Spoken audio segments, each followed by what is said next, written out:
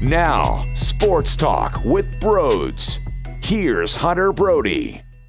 No excuses. No excuses for this Sixers basketball squad. You cannot go into Cleveland and lose that game. They are one of the worst teams in the league. They can't defend a lick, and the Sixers can't even score 100 points. I mean, that's truly embarrassing. Of course, they lose Joel Embiid early in the game due to a left shoulder sprain. He was trying to get down low. He was trying to work a little bit to get some sort of a post up, maybe get the ball from the outside inside so he can go to work, and he clearly was in discomfort. He went to the free throw line. You can see his face. He was in pain. He could not even knock down the free throws. He went to the locker room. He returns to the bench for a brief minute, barely any time, and then goes back towards the tunnel. So during that 1 or 2 minutes of sitting on the bench, there was a little bit of me that felt optimistic, saying, okay, well, if he's coming back on the bench, maybe he's okay. Maybe it looked a lot worse. At first, I thought it was a dislocated shoulder because he was bent over. His shoulder was dangling. He's going to get an MRI on Thursday. So just like we are waiting for Ben Simmons, we are now waiting for Joel Embiid. And if you lose both of them for a significant amount of time, good luck, 76ers. And right now, I can't even process the long-term problems for the Sixers if they are both out. I can only react to how I'm feeling right now after that loss to the Cleveland Cavaliers. How many layups did they miss? 2,000? How many three-point attempts did they miss, especially in that first half? 3 million? I mean, it's crazy. How can you not score on this garbage of a team? Before my head explodes, we need to hear a word from my sponsor, SeatGeek. If you're trying to go to an NBA game, an NHL game, or college basketball game, or hell, even a concert, you can use the promo code BROADS for $20 off of your total purchase, which will pay for your parking. So it's a no-brainer to use the promo code BROADS today. All right, so wow, did the Sixers play awful defensively? I couldn't believe what I was seeing at times. The three people that piss me off the most in this game, Tobias Harris, Al Horford, and Josh Richardson. They got outplayed by not only Collin Sexton, Kevin Love, Tristan Thompson. Who else? Who else? Dellavedova, who was 100% from the field. But they also got outplayed by Shake Milton, Kyle O'Quinn, Alec Burks. You could throw Furkan in the mix, although he didn't have a great shooting performance. He at least gave effort and looked like he cared and was willing to go out there and perform to a degree, like he was willing to give effort and compete. How does that happen? Here's Tobias's night. 4 for 13 and 11 points. There was a moment in the fourth quarter where he had the ball at the top of the three-point line. And he's given it like a couple pump fakes, not to shoot it, but to pass it inside into the post. And I'm screaming at my television, that's not going to work. That's not going to work. No. And what does he do? He tries to lob it in, and it gets intercepted with ease. It wasn't even close. And I'm thinking, Tobias Harris, are you serious? That was a pathetic effort to try and pass the ball into the paint. I mean, I can see it from my TV 2 million miles away. How do you think that is a good basketball play? Especially when the Sixers were down 20, they cut it to a reasonable number. They're starting to lose it a little bit, so that's what he decides to do. And it's not as if Joel Embiid is down there ready to go to work. Do something, Tobias. Do something better. Al Horford, minus 15, 4 for 10. Josh Richardson, 4 for 12, 9 points. So Tobias and Josh combined, 8 for 25. Disturbing. It was disturbing to watch those players. If I'm Tobias Harris, and I know I got paid a ton of money, and I mean a ton of money in the offseason. And even before the season started, you heard him talk about how he wants to have a different role, how he wants to help be that guy, how he wants to help lead. If I know Ben Simmons is out, and if I know Joel Embiid got injured in that specific basketball game, I'm going off. And guess what? If I don't go off, I'm attacking. I'm being aggressive. I'm going to the rim. I'm going to attempt to take over. Did he attempt to take over? I saw so many times where he had a big man on him, and what's he doing? What's he doing? Attack! One specifically in my brain, he's also at the top of the three-point line like he was with the other play that drove me nuts, and he's got a big man on him. And instead of attacking, what's he do? He kicks it out. Okay, then he gets the ball back. Attack him, Tobias. He kicks it back out. And then ultimately he drives and he does a floater where it barely touches the rim. But why are you passing out twice? It's clear as day you have an opportunity to take on a man that you can exploit. Do it. Do it. You can't be relying on Shake Milton to win you the basketball game. Now, I give him props for his effort, for helping this team out as much as he possibly can. He scored 20 points, but that's not his spot. And that's no knock on him. That's a knock on the other guys. Kyle O'Quinn, the dude hasn't played a lick this season. And I'll give him credit because you know what? Every home game that I go to, I see him prior to the game when he's warming up, before anybody gets in the arena. He's working his ass off. He is battling. He's going hard. He's sweating. He really is. I mean, he's drenched in sweat going up against Roy Hibbert and Mike Scott and just working, waiting for his opportunity. And what did he do in this basketball game? He made the most of his opportunity. He had a handful of blocks, and he did way more than Al Horford did. Al Horford looks defeated. He looks defeated when it comes to physically and even mentally because he doesn't even try out there, so it seems. It seems as if he's not trying. I would have to think and assume that he is trying, but it doesn't look that way. It's crazy. It really is crazy. And right now, a lot of people are going after Brett Brown, which, you know, for what it is, sure, I get it. And they're going after Elton Brand for the way he put this roster together. But in a game like this effort was nobody's fault other than those players that I just mentioned. Like, for Tobias Harris to be 4 for 13, that is on him. His pathetic effort was solely on Tobias Harris's terrible effort. Really, truthfully. And for Al Horford to play the way he did in this game against the Cavaliers, that's on him. As much as you don't like Brett Brown and you don't like Elton Brand for the way that this roster is constructed, right now, do you argue that the Cleveland Cavaliers have more talent than the Sixers? Because they don't. They don't. It goes on the players for me in this specific game because that just can't happen. How? How are the Sixers 9-21 on the road? 7-game losing streak when it comes to road games. When you look at where they are right now in the standings, their road record is just as bad as teams that don't have a chance to play against majority of the teams in this league. You're talking about dumpster fire squads. That's how bad their road record is. But somehow they're in this 5th seed, and you have the Miami Heat losing another game, so they're still somehow in reach for that 4th spot. I'm really disappointed in their efforts in this specific basketball game. Now, dialing it back a little bit, taking a few steps backwards, longer term, with Ben Simmons out for multiple weeks, and the more I think about this and the more I process this, it's going to be longer than we probably expect it to be. The way Woj put it out there, it's just, I feel like it's just crap. To be honest with you, he's just saying words that don't really have much meaning. Like, he didn't really inform the Sixers fan base or anybody who's a fan of the NBA anything other than he has a back injury and he will be reevaluated in 2 weeks. So that's essentially what Woj tweeted out there and what Shams tweeted out there. It wasn't anything beneficial to what the actual problem is.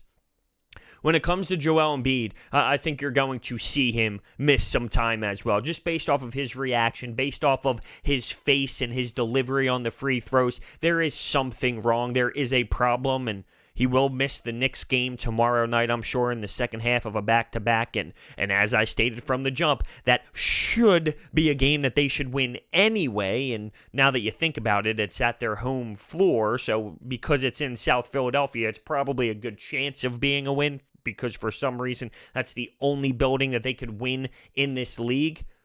But, I am definitely nervous for what is going to come out when it comes to reports about Joel Embiid.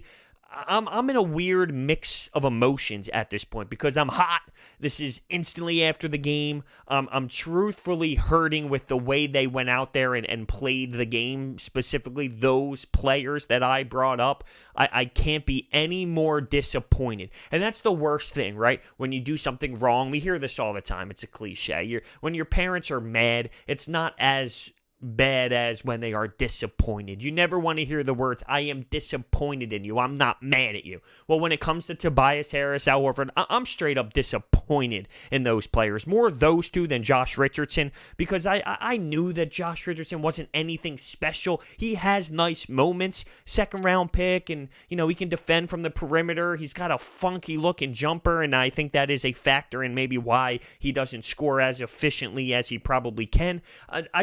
For what Josh Richardson is, he's not getting that $100 million to step up and be that guy. He was just a nice addition to the Jimmy Butler shenanigans that occurred in the offseason. So I don't hold him to a higher standard. Now, as I stated a few podcasts ago, once you're on the team, you're on the team, and it doesn't matter how much you're getting paid to me. If you can step up and be a player and be help to this team, that's all I care about. Once you're on the roster, everyone has an even playing field, and I do stand behind that. But when you are specifically those two players, Al and Tobias, and Ben and Joel leave Ben left prior to this game. We knew he wasn't going to be playing before the game even started. But to see Joel Embiid leave, when Joel Embiid leaves the floor, how do you personally, and I'm thinking about being Tobias and being Al, how do you not rise yourself and step up to a different level? How? I mean, they know financially this team and this organization put a lot into them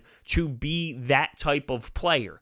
More so Tobias than Al Horford. Al Horford, they paid to be Joel's backup when needed. Like, Tobias Harris was supposed to be a legitimate option, like a legit threat option when it comes to offense, even with Ben and Joel on the floor. That's not just with them being out, but with them being out should be an automatic jump in his brain to be that guy if he wasn't going to be that night. And it's crazy. It's crazy to see his mindset on nights like this.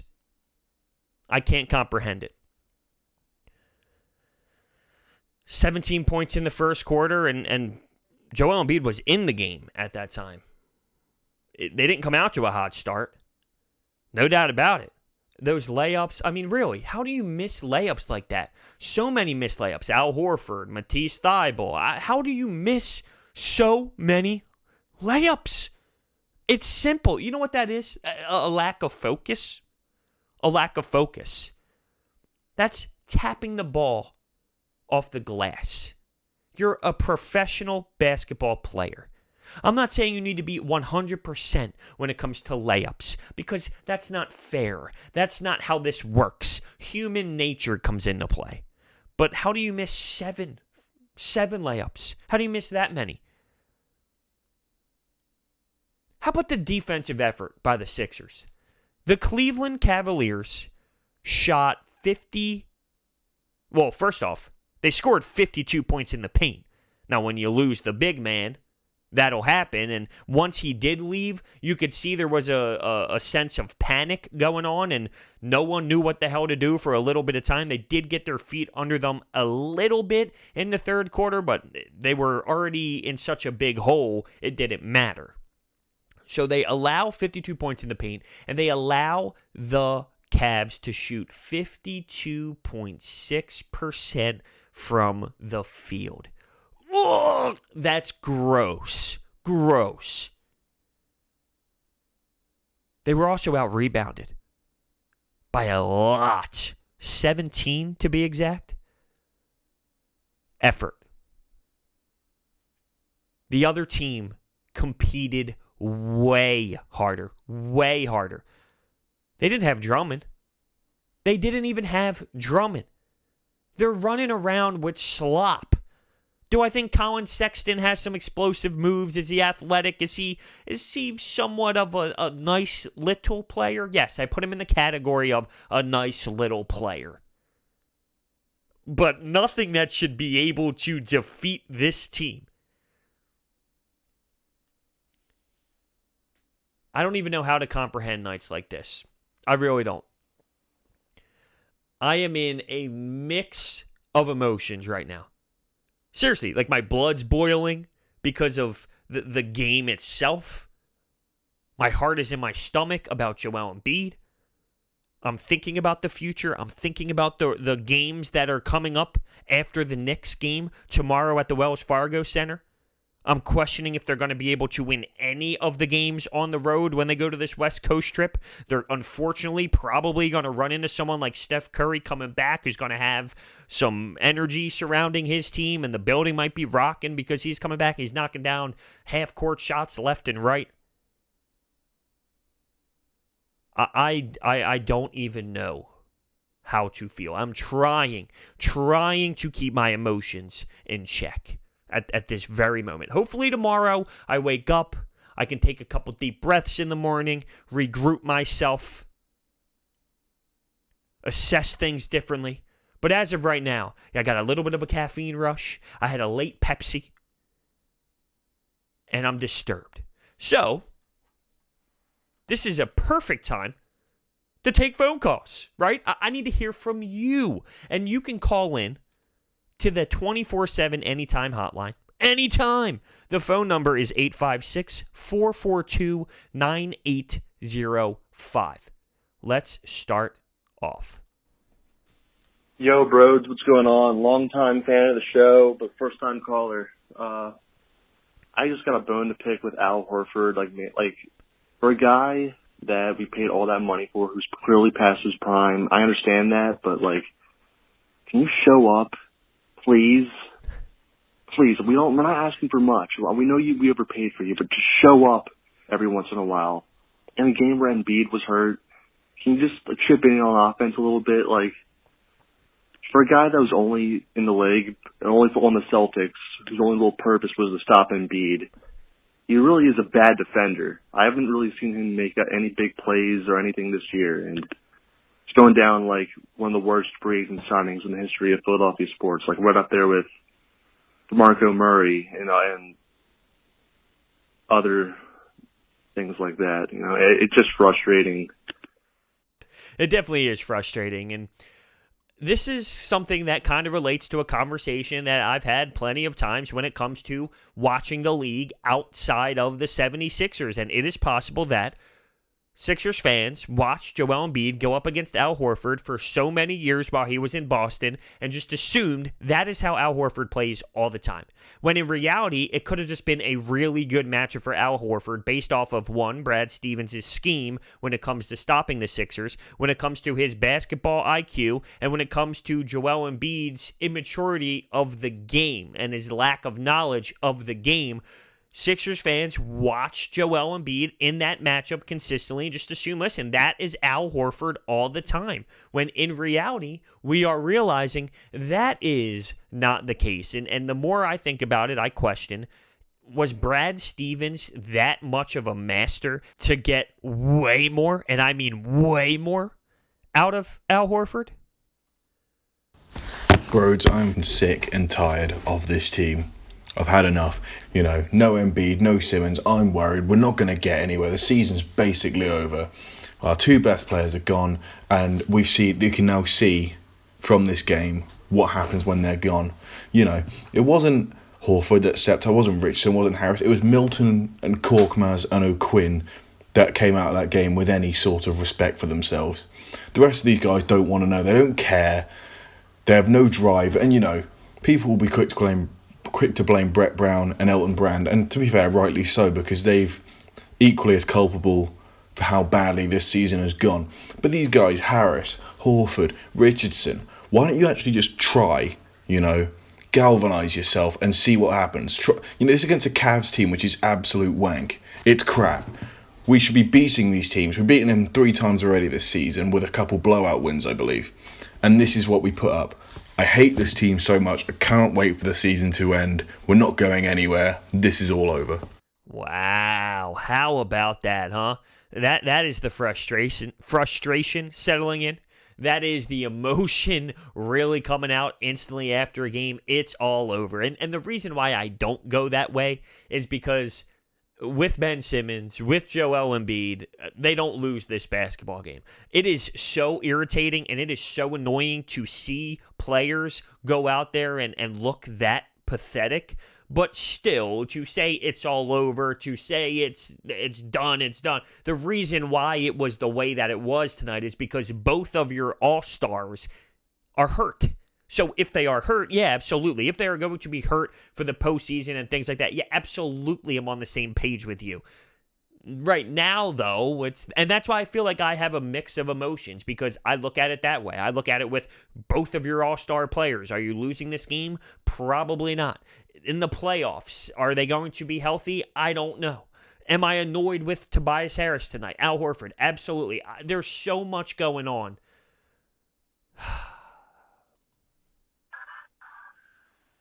Hey, bros, what do you know? Another road loss.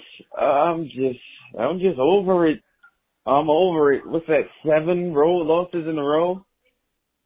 The Embiid injury, you can tell, it killed the whole team. It killed the whole team's confidence. And nobody wanted to make a layup or a shot. The only person that played well to me was Shake Milton and a little bit of Court Moss. Tobias Harris, nothing. Al Horford, nothing. It's really frustrating. That's all I got. Hopefully we win the road game soon. Oh, I love that. Just the execution on that last line. The tone, too. Hopefully we win a road game soon. It's outstanding. It's outstanding. Their home record. And it's abysmal. Their road record. You are talking about legitimately 2 monster extremes. You look at the Sixers and their home record, and you legitimately think they are a dominant NBA basketball team. While you flip it over, and it seems as if they are the Cleveland Cavaliers of the NBA. And it is that separate. It's that separate. I feel sick to my stomach. What kind of trash was that out of the Sixers? I could barely even watch. I get it, you don't have Joel and Ben, which you can make that excuse if you're playing a better team, but this is Cleveland we're talking about. This team is a trash team full of nobodies. This Sixers team should be able to beat them with one hand tied behind their backs. But what do we get? Josh Richardson, 9 points in 32 minutes. Tobias with 11. Al Horford with 10 points, which I still feel nauseated out of him. He should not be playing basketball. He's garbage. It makes me sick. I'll leave you with this. The Knicks have a better away record than us. No. And the Knicks are going to be playing a road game tomorrow night in South Philadelphia. Maybe they even improve that road record. Let's hope not. Let's hope not. If this team without Ben, and I would assume at this very moment without Joel Embiid, loses to the New York Knicks, it's going to reach an all-time low. And it's funny because I think about Al Horford's family and Ben Simmons' sister, who talks a lot on Twitter, and I've always been someone who claimed that, Sixers Twitter is toxic, and I do stand behind that. But there are moments like tonight where you can't defend them. You cannot defend them. And I know their families believe that this place is crazy. The fans are absurd. They are just an absolute joke. And I do think they do go overboard at times. Also, though, there is a reason why. Because when you play like this, you deserve to get abused by the fans, because that's how the fans tell the team to pick it the hell up. We get on them so they will rise to the occasion, because apparently without that, they aren't good enough to go out there and execute the game plan. So that is our job. That is what we are supposed to do as media, as fans. Get on top of them so their level of play will rise, because you can't accept a performance like this. You can't. Not from players who are and should be better than the way they are playing on the court. Hey, what's up, bros? It's Coop from South Jersey. Once again, I'm back and at it. This team is the worst team I've ever seen on the road in my life. Like, they cannot win a game on the road. They lost to the Cavaliers. I mean, Joel Embiid this dude can't stay healthy to save his life. He had a left shoulder sprain. He played 8 minutes and had 3 points. We lost to the Cavaliers on the road. These are supposed to be easy games we're winning without Ben Simmons, and we can't even do that. I don't understand when Brett Brown just sits there, and I don't understand his coach. I don't understand. I really, for the life of me, do not understand. I'm about to jump off the Bristol Bridge. No, I'm not. I'm just playing around. But seriously, these guys are pushing me to that point. I can't take much more. They have to win on the road. I mean, come on. Like, the Cavaliers, come on. You mentioned having to win on the road.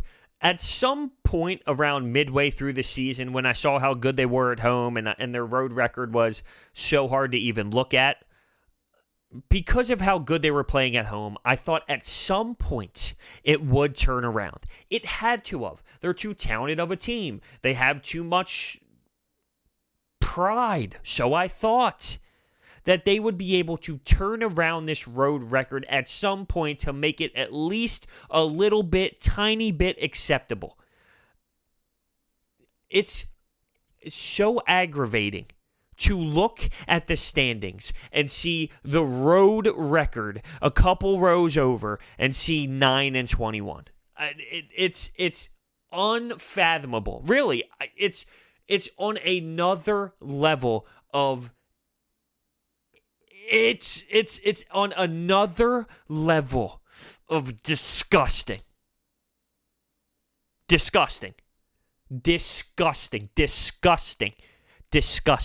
Really, truthfully, disgusting.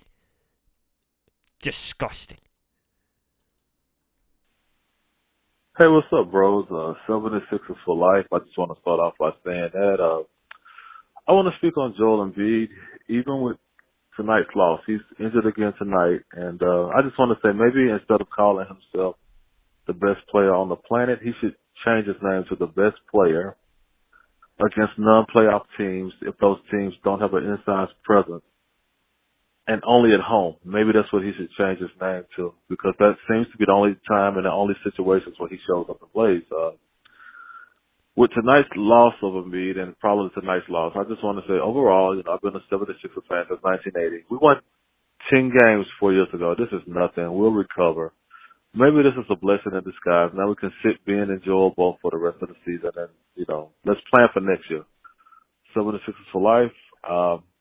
76ers for life. Let's just cash it in, wave the flag, and move on to next season. I don't see how that relates. And calling out Joel Embiid, he didn't really have the opportunity to dominate in this game, and it was unfortunate. It was just a basketball play that was unfortunate. I don't know. I guess I just don't relate to the cash it in mode. I've been on the record for a while saying that they're not going to win an NBA title, but I still want to, even as frustrating and as brutal as it's been to watch consistently this basketball team, I would still choose to watch a playoff series or two rather than not at all. I know that will not be what most people believe at this very moment. I'm sure they say, nah, screw it. They don't deserve it. They're awful. I don't want to see them. That's the frustration coming out. In reality, you'd rather see a playoff series or two rather than cashing it in going, who cares? Hey, bros, it's Sean. I just got done watching the Cavs Sixers game, and honestly, I'm in a loss for words. to see Harris, Horford, and Richardson combined for a total of 30 points against a Cavs team that is the worst in the East, and especially since Embiid and Simmons weren't out, and for Harris and Richardson to not, score a lot of points. I mean, it just kind of sums up all of the season so far this year. Maybe if Tobias didn't worry about how many biscuits we're missing, and maybe if Horford stopped doing those stupid chocolate milk ads, this season, in my eyes, is kind of over. I think we're first round exit, and I hope changes come, hopefully in the off season, with Elton Brand getting rid of Harris and Horford and surrounding Embiid and Simmons with ball handling shooting guards. Yeah, so that's not happening. The getting rid of everybody and all of that. The common theme for some of these calls, which is crazy to me, although it's not at the same time, based off of the upset part of this, like the fans being upset, we're done, screw it, we're over. But last game, it was, well, look, Joel Embiid dominated, he had 49 points. Like, once again, one extreme to the next one every night. This is awful, and there's no way around that. You can't support this basketball game at all.